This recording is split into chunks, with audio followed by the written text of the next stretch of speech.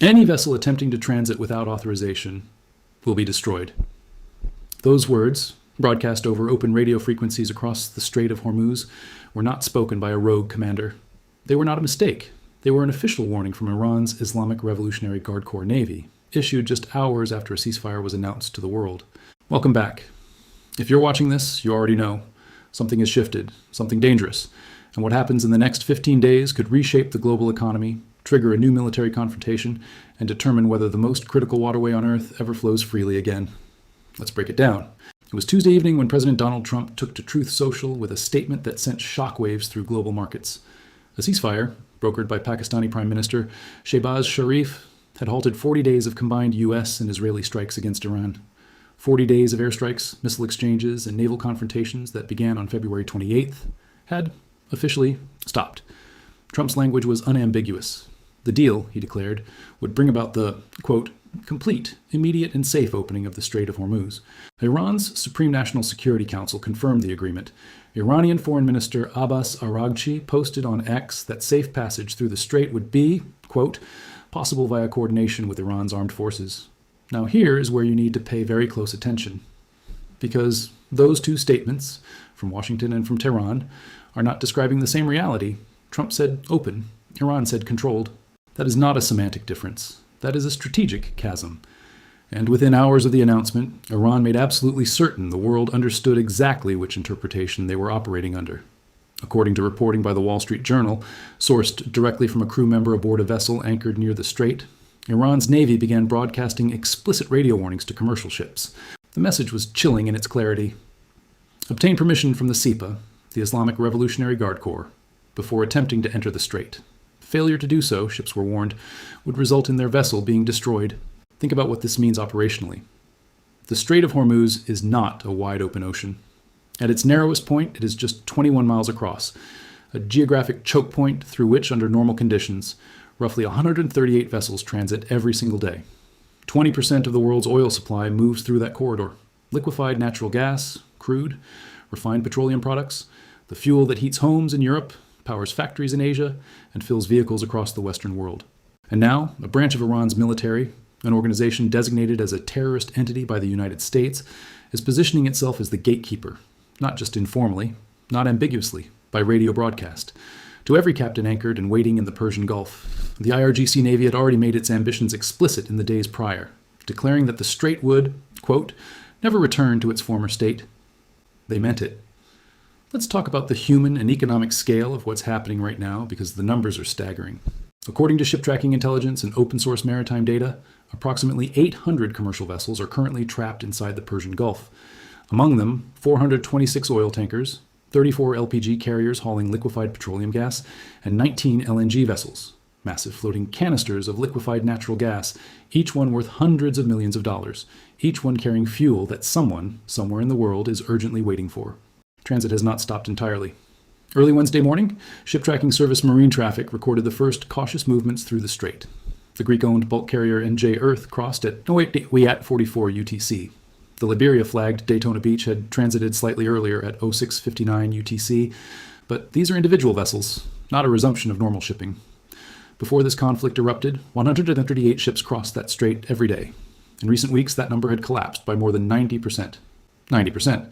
And the ships that do want to move, they must now submit documentation, crew lists, cargo manifests, full vessel identification data, to an IRGC-linked intermediary. Think about that. Every captain who wants to move his cargo out of the Gulf must essentially register with the Revolutionary Guard. Meanwhile, reports from crew members confirmed that Iranian warplanes continued to patrol the Gulf on Wednesday morning.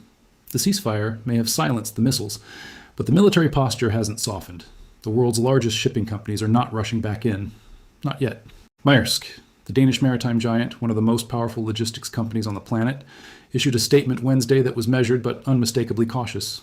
The company said it was, quote, adopting a prudent stance and would not be altering any of its services. The truce, Maersk told Reuters, may open up transit possibilities. However, it does not yet ensure comprehensive maritime assurance. Translation: we don't trust this yet. And why would they? Insurance premiums for vessels transiting the Persian Gulf region had already reached historic highs during the conflict. War risk clauses were being triggered. Some vessels were being refused insurance coverage entirely for Gulf transits.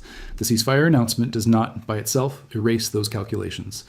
Not when IRGC warplanes are still flying overhead and radio operators are still broadcasting destruction warnings to vessels in the anchorage.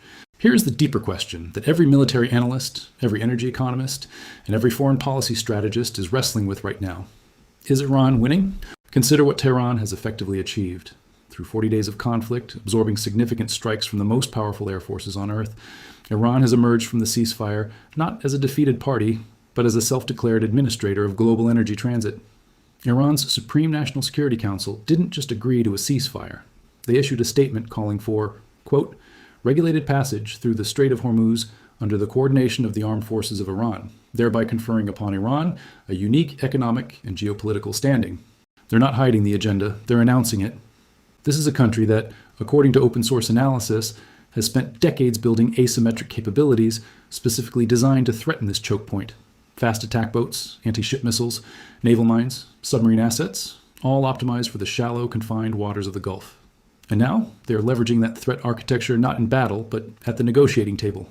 Iran's 10-point proposal, which is set to be the basis of negotiations beginning this Friday in Islamabad, reportedly includes not just continued control over strait traffic, but full sanctions relief. The clock is ticking. Tehran has reportedly warned it will walk away from the entire framework if its terms are not accepted within 15 days. 15 days. The economic shockwaves are already being felt. In the weeks since the conflict began, energy markets convulsed. European gas prices spiked. Asian manufacturing hubs scrambled for alternative supply routes. The 21-mile-wide Strait of Hormuz, a strip of water that most people couldn't find on a map, had suddenly revealed just how catastrophically fragile the global energy system really is. And now, even with a ceasefire nominally in place, the uncertainty continues. Because the question is no longer whether the strait is physically open. The question is, on whose terms? If Iran successfully consolidates control over maritime traffic through the Hormuz, even informally, even temporarily, it establishes a precedent of almost unimaginable geopolitical consequence.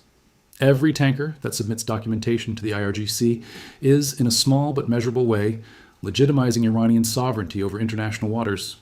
Every day that the system functions under Tehran's coordination is a day that makes it harder to roll back.